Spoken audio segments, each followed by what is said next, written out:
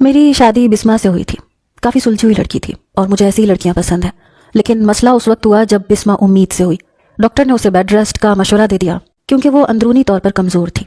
मेरे घर पर कोई भी ऐसा नहीं था जो उसे बेड रेस्ट पर बिठा कर संभाल सकता, इसलिए मजबूरन मुझे अपनी ये बात अपनी सास के सामने रखनी पड़ी। क्योंकि मैं पाकिस्तान में अकेला रहता था, मेरी बस एक वालिदा थी जो बीमार रहती थी और मेरा बड़ा भाई उन्हें दुबई ले गया था। मैं अपनी वालिदा को वापस नहीं बुला सकता था और बिस्मा ज़रा सा चलती फिरती थी तो हाँफने लगती थी। सास ने जब मेरी ये बात सुनी तो मुझे छोटी साली को मेरे साथ भेजने के लिए तैयार हो गई। वो महज 17 साल की थी, लेकिन थी शायद थोड़ी सी बावली। हमारी शादी पर भी मुस्कुरा कर मुझे देखती रहती थी।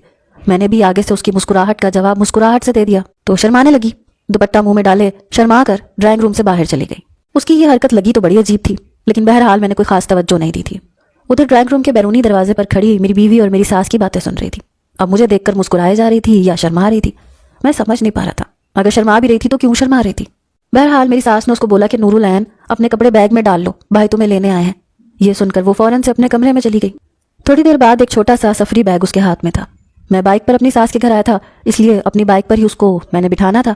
मैंने उसका सामान आगे रखा और उसे पीछे बैठने का इशारा किया। हालांकि मोटरसाइकिल के पीछे स्टैंड लगा हुआ था, लेकिन उसने मुझे कंधों से पकड़ा। यहाँ तक तो बात समझ में आती थी। वो मेरे साथ बैठ गई, मैंने बाइक चलाना शुरू कर दी। लेकिन जैसे ही आधा रास्ता तय हुआ, उसने अपने हाथ कंधों से हटाकर मेरी कमर पर रखे और फिर धीरे धीरे वो मेरे करीब होने लगी। अपने दोनों बाजू कमर से लेते हुए वो आगे की जानिब से मेरा सीना पकड़ चुकी थी और मेरे बिल्कुल साथ जुड़कर बैठ गई थी। बाइक चलाते चलाते मुझे बड़ी जोर का झटका लगा। शुक्र है कि मैं अभी मेन रोड पर नहीं था, वरना अचानक की जाने वाली इस हरकत पर बौखलाहट की वजह से शायद एक्सीडेंट ही ना करवा बैठता। मैंने एकदम से मोटर बाइक साइड पर खड़ी की। मैंने कहा, ये तुम क्या कर रही हो एनी, हटाओ अपने हाथ। मेरे सख्त लहजे पर वो शायद घबरा गई। उसने फौरन से अपने हाथ पीछे कर लिए। मैंने कहा, पीछे स्टैंड मौजूद है और अगर तुमने पकड़ना है तो तुम मेरे कंधे पर हाथ रखकर पकड़ो। मुझे आज तक कभी किसी ने यूं नहीं पकड़ा, कभी कोई यूं मेरे साथ जुड़कर नहीं बैठी। मेरी बात सुनकर वो फौरन से सही हो गई। मैं उसे घर ले आया। बिस्मा उसे देखकर बहुत खुश थी। सारे काम बिस्मा ने एनी के सर पर डाल दिए थे। नाश्ता तक वो बिस्मा को कमरे में लाकर देती थी। मेरे ऑफिस के कपड़े भी वही इस्त्री करती थी। मैं अपने वॉशरूम में नहा रहा था। अक्सर बिस्मा की जब तबीयत घबराती तो वो कमरे से बाहर निकलकर लाउंज में बनी हुई बालकनी में चली जाती थी। अभी भी वो बालकनी में जा चुकी थी। कमरा बिल्कुल खाली था। एनी मेरे कपड़े इस्त्री कर रही थी। जब मैं वॉशरूम से बाहर निकला तो सिर्फ तौलिया ही पहने हुए था, लेकिन जैसे ही मैं कमरे में आया, अपने सामने एनी को देखकर मेरा खिफ़्फ़त से बुरा हाल था और शायद मेरे इस्त्री शुदा कपड़े रखने के लिए वो आई थी। लेकिन वो वापस जाने के बजाय ड्रेसिंग टेबल के सामने खड़ी होकर बिस्मा की लिपस्टिक लगा रही थी। मुझे देखकर फौरन से घबरा गई। मैंने कहा, तुम यहाँ क्या कर रही हो, कुछ शर्म है तुम्हारे अंदर। कहने लगी, वो मैं। मैंने कहा, क्या वो मैं, दफा हो जाओ मेरे कमरे से बाहर, अजीब बेवकूफ लड़की हो तुम। मेरे यूं डांटने पर वो मोटे मोटे आंसू बहाती हुई कमरे से बाहर निकल गई। मैंने गुस्से में अपने कपड़े तब्दील किए थे। कमरे से बाहर आया तो वो बिस्मा के साथ लगी रोए जा रही थी। कहने लगी, मुझे वापस छोड़कर आए आप ही, नहीं रहना आपके घर। शम्स भाई हर वक्त मुझे डांटते रहते हैं। मुझे आपकी लिपस्टिक अच्छी लगी थी इसलिए मैं वो लगा रही थी। मुझे कमरे से बाहर आता देखकर बिस्मा भी मुझे घूरने लगी। कहने लगी, वक्कार कमाल करते हैं आप, बच्ची ही तो है मेरी बहन, आपने कितने बुरे तरीके से उसे डांटा है। सारा घर का काम उस पर आन पड़ा है। जब मेरी शादी नहीं हुई थी मैंने तो कभी इससे कोई काम नहीं करवाया था। अगर वो मेरी मजबूरी की वजह से यहाँ आ गई है तो आपको अपना रवैया उससे बेहतर रखना चाहिए, ना कि आप उसे डांटते फिरो। मैंने बिस्मा को कोई जवाब नहीं दिया, बल्कि उसकी बेवकूफ़ी पर हैरत अंगेज नजरों से उसे देखने लगा। उसे समझना चाहिए था कि किस मौके पर उसकी बहन को कहाँ होना चाहिए। मैं बिना नाश्ता किए ही ऑफिस चला गया। मुझे एनी से चिढ़ सी होने लगी थी क्योंकि उसकी हरकतें ही कुछ ऐसी थी। एक बार मैं थका हुआ जल्दी घर आ गया। देखा तो घर बिल्कुल खाली था। मेन दरवाजे की चाबी मेरे पास ही होती थी। मुझे लगा शायद एनी अपने कमरे में होगी क्योंकि उसके कमरे का दरवाजा बंद था। मैं अपने कमरे में आया तो बिस्मा मुंह तक लिहाफ ओढ़े सो रही थी। जब से बिस्मा उम्मीद से हुई थी मुझे अपने करीब नहीं आने देती थी। कहती थी डॉक्टर ने एहतियात बताई है। वैसे उसे देखकर तो मेरा दिल गुस्ताखी करने को चाह रहा था। मैंने कमरा बंद किया और लॉक कर दिया। अपने ऑफिस का बैग मैंने एक तरफ रखा और बेड पर बिस्मा के साथ जाकर लेट गया। 1 महीने से उसने मुझ पर पाबंदियां लगा रखी थी, इसलिए सोचा कि आज सोते हुए उसे अपनी बाहों में भर लूं। मैंने लैंप ऑफ कर दिया और उसका लिहाफ उठाकर उसके बिल्कुल करीब लेट गया। कहने लगी, ये आप क्या कर रहे हैं वक्कार। मैंने उसकी बात खत्म नहीं होने दी। मैंने उसके मुंह पर हाथ रख दिया। मैंने कहा, बहुत तड़पा लिया तुमने मुझे, 1 महीना हो चुका है आज तुम्हारी कोई बात नहीं सुनूंगा। अभी इससे पहले कि मैं उसके करीब आता, बाहर मेन गेट की बेल बजी। मुझे हैरत हुई कि इस वक्त कौन हो सकता है। मैं उससे पीछे हट गया, लेकिन जैसे ही मैंने लैंप खोला मेरे तो होशो हवास उड़ के रह गए, क्योंकि बिस्मा की जगह एनी लेटी थी जो उस वक्त बदहवास थी। फौरन सीधी होकर बैठ गई। उसके लंबे घने बाल खुले हुए थे। वो मेरे कमरे में क्या कर रही थी। फौरन से उसने अपना दुपट्टा बेड के साइड पर से उठाया और खुद पर ओढ़ कर कमरे से बाहर निकल गई। میرا تو غصے اور شرمندگی کے مارے برا حال تھا کہ چلو بھر پانی میں ڈوب مروں۔ وہ کمرے سے جا چکی تھی۔ کچھ دیر بعد بسما پھولے ہوئے سانس سے کمرے میں آئی۔ اس نے چادر اوڑھ رکھی تھی جیسے کہیں باہر سے آئی ہو۔ آ کر بیڈ پر بیٹھ گئی۔ اس نے اپنے سر سے چادر ایک طرف اتاری۔ کہنے لگی آپ آ گئے آفس سے؟ میں نے کہا تم کہاں گئی تھی؟ کہنے لگی میرے پیٹ میں بہت تکلیف تھی، اس لیے میں پڑوسن کے ساتھ ڈاکٹر کے پاس چلی گئی تھی۔ اس کے پاس گاڑی ہے نا، تو اس لیے کوئی سہولت ہوگی۔ ڈاکٹر سے چیک اپ کروا کے ابھی آئی ہوں۔ یہ سن کر میں پریشان ہو گیا۔ میں نے کہا کیا ہوا تھا تمہیں؟ مجھے فون پر کیوں نہیں بتایا؟ کہنے لگی کیا ہو گیا آپ کو وقار؟ آپ آفس میں ہوتے ہیں، کاموں میں الجھے ہوئے ہوتے ہیں، میں آپ کو کیا پریشان کرتی؟ اس حالت میں عورت کی طبیعت کچھ ایسی ہی رہتی ہے، بس پہلی بار ہے نا، اس لیے مجھے ذرا ڈر سا لگ رہا تھا۔ پھر ڈاکٹر نے کہا کہ ایسا کچھ بھی نہیں ہے، کچھ میڈیسن اس نے لکھ کے دی ہیں۔ دن بدن وہ مجھے کمزور لگتی جا رہی تھی، لیکن اس وقت مجھے فکر یہ تھی کہ کہیں اینی اپنی بہن سے یہ نہ کہہ دے۔ میں تو شاید بسما سے نظریں بھی نہ ملا پاتا۔ جو کچھ ہوا تھا وہ ایک اتفاقیہ حادثہ تھا۔ میں نے اس سے کہا کہ تم آرام کرو، میں ابھی آتا ہوں۔ میں نے اپنے کپڑے تبدیل کیے اور کمرے سے باہر نکل آیا۔ اینی اس وقت کچن میں روٹیاں بنانے میں مصروف تھی۔ میں کچن میں گیا تو وہ روٹیاں بنا رہی تھی۔ میں اس کے پاس آ کر کھڑا ہو گیا۔ مجھے دیکھ کر اس نے اپنے چہرے کا رخ بدل لیا۔ میں نے اپنی نظریں جھکائی تھیں کیونکہ غلطی میری ہی تھی، لیکن قصور صرف میرا اکیلے کا نہیں تھا، اینی کا بھی تھا۔ اگر آرام کرنا ہی تھا تو اپنے کمرے میں جا کر سکتی تھی، میرے کمرے میں اسے لیٹنے کی کیا ضرورت تھی؟ بہرحال میں نہیں چاہتا تھا کہ یہ بات بسما تک پہنچے۔ میں نے اسے کہا کہ میری بات سنو، جو کچھ بھی ہوا اپنی بہن سے کچھ نہ کہنا۔ میرا لہجہ ذرا سخت تھا۔ وہ خاموش ہی رہی۔ پھر مجھے احساس ہوا کہ مجھے یہ بات تھوڑی نرمی سے کرنی چاہیے، کہیں میرے غصے بھرے لہجے کو سن کر بات خراب ہی نہ ہو جائے۔ میں نے کہا اینی دیکھو، جو کچھ بھی ہوا وہ محض ایک اتفاق تھا۔ اول تو تمہیں میرے کمرے میں سونا ہی نہیں چاہیے تھا، پھر تم نے منہ تک لحاف اوڑھ رکھا تھا۔ میں نہیں جانتا تھا، مجھے لگا کہ تم بسما ہو، لیکن پھر بھی جو کچھ بھی ہوا اس کے لیے میں معذرت چاہتا ہوں، لیکن پلیز یہ بات بسما کو مت بتانا۔ میرے نرم لہجے کو سن کر وہ کہنے لگی کہ مجھے بسما آپ ہی نے ہی کہا تھا کہ میں ان کے کمرے میں رہوں۔ میں نے کہا چلو ٹھیک ہے، جو کچھ ہو گیا اسے بھول جاؤ۔ وہ فوراً میری بات مان گئی۔ میں نے شکر کا سانس لیا۔ پھر وقت تیزی سے گزرنے لگا، لیکن آہستہ آہستہ میری اینی سے کافی حد تک بات چیت شروع ہو گئی تھی۔ وہ اپنے کالج کی باتیں بھی مجھ سے کر لیا کرتی تھی، لیکن بسما کی حالت مجھے ٹھیک نہیں لگ رہی تھی۔ جیسے جیسے وقت گزرنے لگا اس کا سانس بہت زیادہ پھولنے لگا۔ اس میں شدید خون کی کمی تھی۔ آئے روز میں کبھی اسے آئرن کی ڈرپ لگواتا، کبھی طاقت کے انجیکشن لگواتا۔ اس کی آنکھوں کے نیچے گہرے ہلکے پڑ گئے تھے، رنگت پیلی سی ہونے لگی تھی۔ ڈاکٹر نے جڑواں بچے بتائے تھے، شاید یہی وجہ تھی کہ وہ بہت زیادہ کمزور ہو گئی تھی۔ 9 ماہ میں تو اس کی حالت ایسی ہو چکی تھی کہ مجھے ویل چیئر لانی پڑی، کیونکہ وہ چلنے پھرنے سے بالکل قاصر ہو چکی تھی۔ ڈاکٹر نے آپریشن بتایا تھا، اسی لیے میں اور اینی اسے ہسپتال لے گئے، لیکن اس کے آپریشن میں بہت سی پیچیدگیاں پیدا ہو چکی تھیں۔ 1 گھنٹے کے بعد لیڈی ڈاکٹر کمرے سے باہر آئی۔ نرس کے ہاتھ میں دونوں بیٹے پکڑے ہوئے تھے۔ اپنے بچوں کو دیکھ کر میں خوشی سے دیوانہ سا ہو گیا۔ میں نے دونوں کو اپنی گود میں بھر کر پیار کیا۔ اینی نے مجھ سے ایک بیٹا لے لیا، پیار کرنے لگی، لیکن ڈاکٹر کے چہرے کو دیکھ کر میرا دل کھٹکا تھا۔ لیڈی ڈاکٹر کہنے لگی مسٹر وقار، آپ کی وائف کی حالت بہت خراب ہے۔ یہ سن کر میں پریشان ہو گیا۔ میں نے کہا کہ اسے کیا ہوا ہے؟ وہ کہنے لگی کہ وہ سروائیو نہیں کر پا رہی، ان کے پاس بس کچھ ہی دیر بچی ہے، آپ پلیز جا کر ان سے مل لیں۔ یہ سننا تھا، مجھے لگا کہ میرے پیروں کے نیچے سے زمین کھسک گئی ہو۔ میں نے کہا آپ ہوش میں تو ہیں؟ آپ مجھ سے کیا کہہ رہی ہیں؟ کچھ نہیں ہو سکتا میری بسما کو۔ میں نے اپنا بچہ نرس کو پکڑایا اور فوراً کمرے میں چلا گیا۔ وہ کھینچ کر سانس لے رہی تھی۔ میں اس کے پاس گیا تو اس کی آنکھوں سے آنسو بہہ کر تکیے میں جذب ہو رہے تھے۔ مجھے دیکھ کر بس ہلکا سا مسکرائی تھی۔ میں اس کے پاس جا کر بیٹھ گیا۔ اس کے دونوں ہاتھوں پر ڈرپ لگی ہوئی تھی۔ میں نے اس کا ہاتھ تھاما۔ میں نے کہا کچھ نہیں ہوگا تمہیں، میں پانی کی طرح پیسہ بہا دوں گا، تم ٹھیک ہو جاؤ گی۔ لیکن وہ بہت اکھڑے سانس لے رہی تھی، ٹوٹے پھوٹے لفظ بولنے لگی۔ کہنے لگی آپ کچھ بھی کر لیں، لیکن مجھے پتا چل چکا ہے کہ میرے پاس وقت بہت کم ہے۔ اس نے میرا ہاتھ پکڑ کر ذرا سا دبایا تھا۔ کہنے لگی وقار، میرے بچوں پر سوتیلی ماں مت لے کر آنا، ایسا کرو اینی سے شادی کر لو۔ یہ سن کر میں نے حیرت سے اسے دیکھا تھا۔ اس اچانک افتاد کے لیے میں بالکل بھی تیار نہیں تھا۔ میں نے اس کے ہاتھوں کو پکڑ کر چومنا شروع کر دیا، اس کے چہرے پر ہاتھ لگانے لگا۔ میں نے کہا ایسی باتیں کیوں کر رہی ہو؟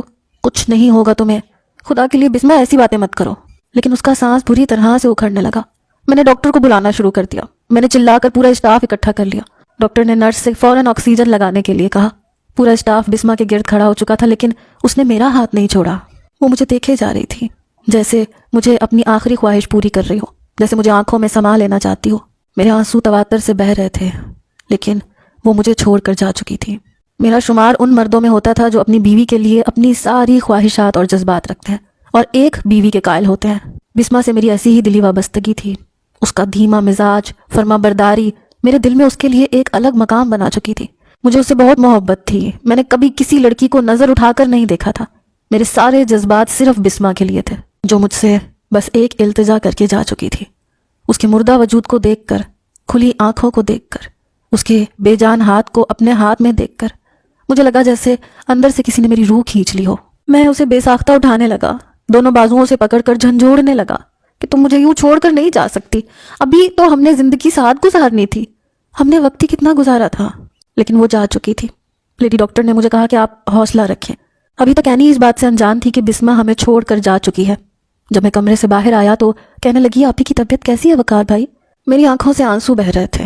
میں نے اپنے بچے کو اس کے ہاتھوں سے لیا۔ میں نے کہا، وہ ہمیں چھوڑ کر جا چکی ہے، اب کبھی واپس لوٹ کر نہیں آئے گی۔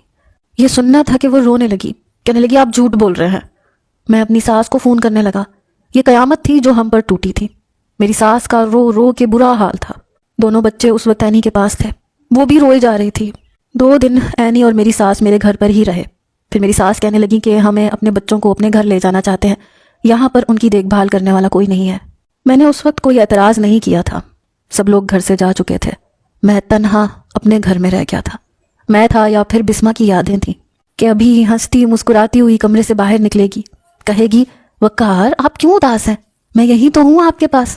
1 مہینہ گزر چکا تھا، میں نے اپنا آفس جوائن کر لیا۔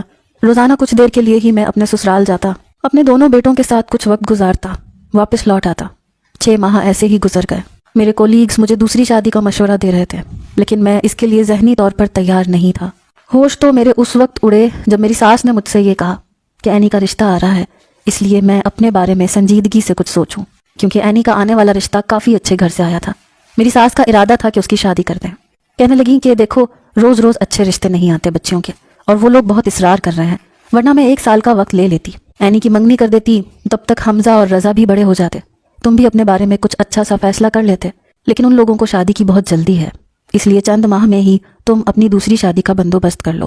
میری بوڑھی جان میں اتنی طاقت نہیں کہ میں دونوں نواسوں کو سنبھال سکوں، ورنہ کبھی بھی میں اپنی بیٹی کی اولاد کو سوتیلی ماں کے حوالے نہ کرتی۔ آنسو بہاتے ہوئے میری ساس نے یہ کہا تھا، لیکن میں گم سم بیٹھا ہوا تھا۔ اس عورت کو اپنی زندگی میں لانے کا میں تصور بھی نہیں کر سکتا تھا۔ لیکن پھر میرے بچے میری بیوی کی آخری نشانی ہے، میں نہیں چاہتا تھا کہ کوئی بھی غیر عورت آئے اور ان کے ساتھ سوتیلوں والا برتاؤ کرے۔ میں نے کہا، آپ اینی کے رشتے کے لیے انکار کرتے ہیں۔ یہ سن کر میری ساس مجھے حیرت سے دیکھنے لگی، کہنے لگی، ٹھیک ہے، تم اس وقت بہت پریشان ہو، حمزہ اور اسامہ چھوٹے ہیں، لیکن اس کے لیے خود غرضی کا مظاہرہ مت کرو، آج کل اچھے رشتے ویسے ہی بڑی مشکل سے ملتے ہیں۔ اس سے پہلے کہ میری ساس مزید کچھ کہتی، میں نے کہا، آپ میرا نکاح اینی سے کر دیں، آپ جانتی ہیں میرے گھر میں کسی چیز کی کوئی کمی نہیں ہے، میں حمزہ اور اسامہ پر سوتیلی ماں نہیں لا سکتا، اینی ان کی خالہ ہے اور ابھی تک ماں بن کر ہی انہیں سنبھال رہی ہے، جیسی پرورش وہ کر سکتی ہے کوئی دوسری عورت نہیں کرے گی، میرے گھر میں اینی کو کوئی مسئلہ نہیں ہوگا۔ میری بات سن کر میری ساس خاموش ہو گئی، کہنے لگی، میں تمہارے سسر سے بات کر کے تمہیں بتاؤں گی، کیونکہ آنے والا رشتہ انہی کے دوست کے بیٹے کا ہے اور ہم تو دبے لفظوں میں ہاں بھی کر چکے ہیں۔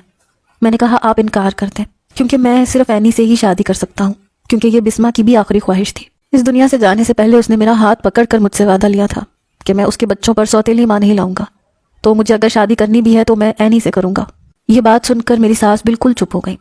اگلے 2 روز کے بعد جب میں گیا تو میرے ساس سسر دونوں ہی میرے سامنے بیٹھے، کہنے لگے کہ اگر بسمہ کی یہی خواہش تھی تو ہمیں کوئی اعتراض نہیں ہے۔ میں نے کہا کہ میں یہ نکاح سادگی سے کرنا چاہتا ہوں۔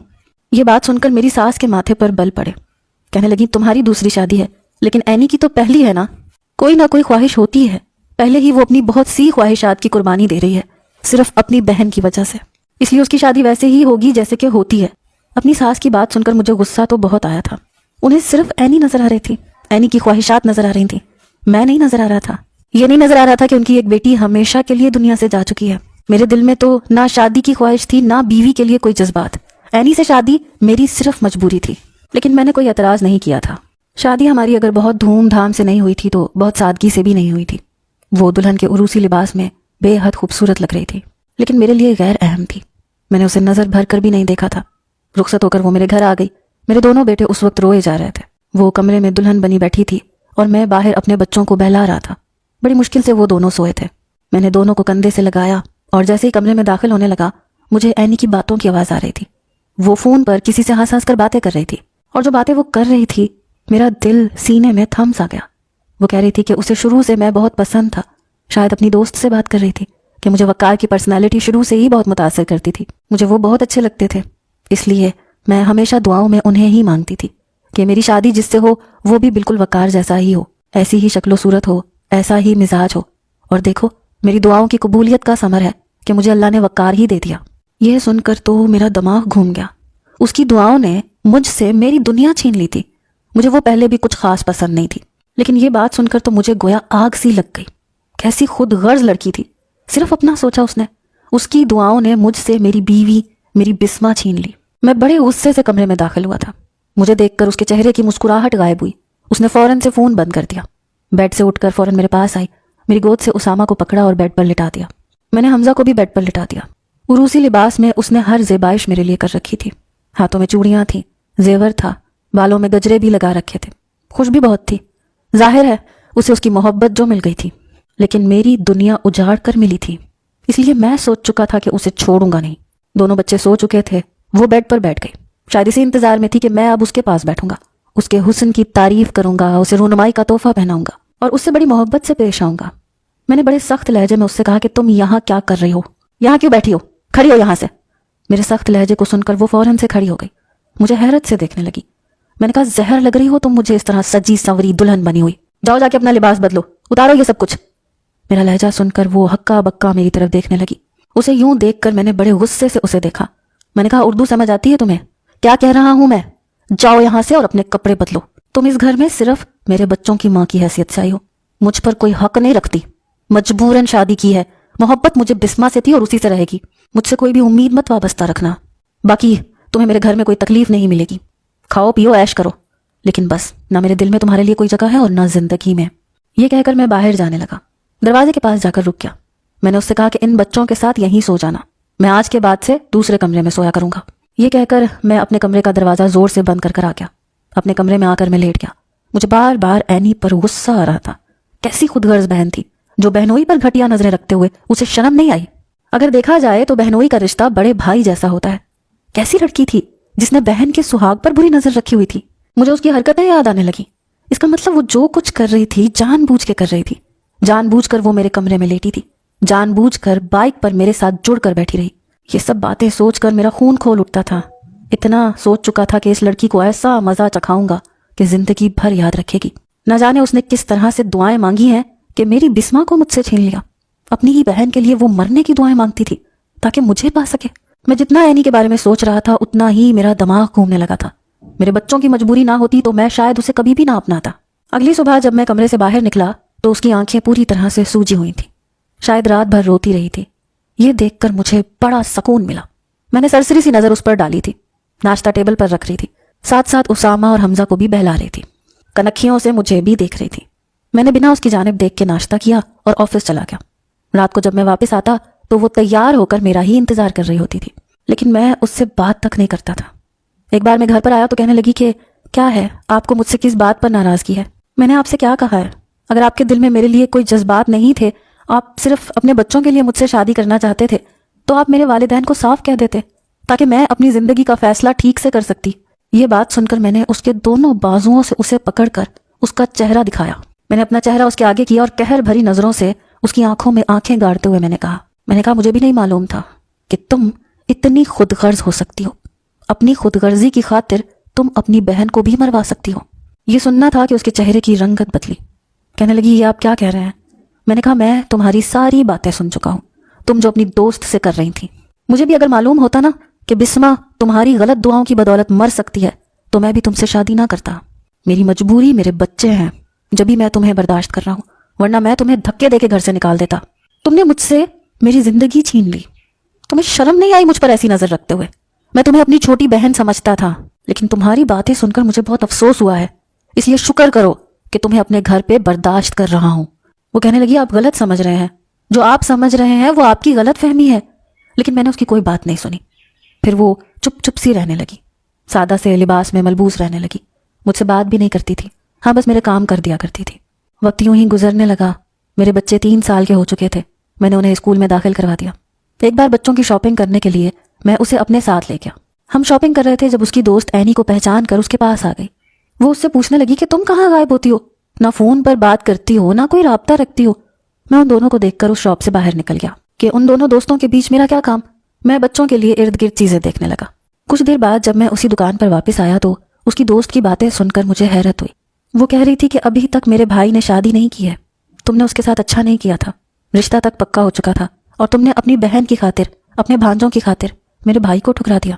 تمہیں کیا ملا زندگی سے؟ اپنے آپ کو دیکھا ہے تم نے؟ لگتا ہی نہیں ہے کہ تمہاری شادی کو 3 سال گزرے ہیں۔ اپنا چہرہ دیکھو کتنا مرجھا گیا ہے، نہ ہاتھوں میں زیور ہے، نہ کانوں میں، نہ چہرے پر کوئی میک اپ ہے۔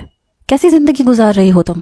اگر میرے بھائی نے تم سے محبت کی تھی تو محبت کے دعوے تو تم نے بھی کیے تھے، لیکن اپنے بھانجوں کی خاطر جو کچھ شادی کی رات تم نے فون پر میرے بھائی سے کہا تھا، اسے ابھی بھی ان باتوں پر یقین نہیں ہے، کیونکہ تمہاری آنکھوں میں اپنی محبت کے لیے جلتے ہوئے دیے اس نے بھی دیکھے تھے۔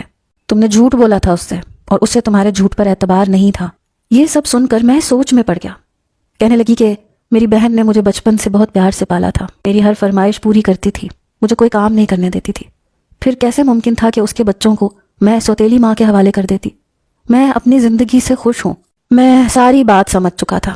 شادی کی رات جو بات میں نے سنی تھی وہ عینی اس لڑکے سے کر رہی تھی تاکہ وہ پیچھے ہٹ جائے، اور میں اسے غلط معنی میں لے گیا تھا۔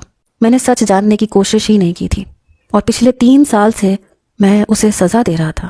میں دکان کے اندر آ گیا۔ عینی کی دوست مجھے دیکھ کر دکان سے باہر نکل گئی۔ بچوں کی شاپنگ کمپلیٹ ہو چکی تھی۔ میں اسے ایک چوڑیوں کے اسٹال پر لے گیا۔ میں نے سرخ رنگ کی چوڑیاں نکلوائی۔ وہ مجھے حیرت سے دیکھ رہی تھی۔ اس کے ہاتھ کو تھام کر میں نے خود اس کے ہاتھ میں سرخ رنگ کی چوڑیاں پہنائی۔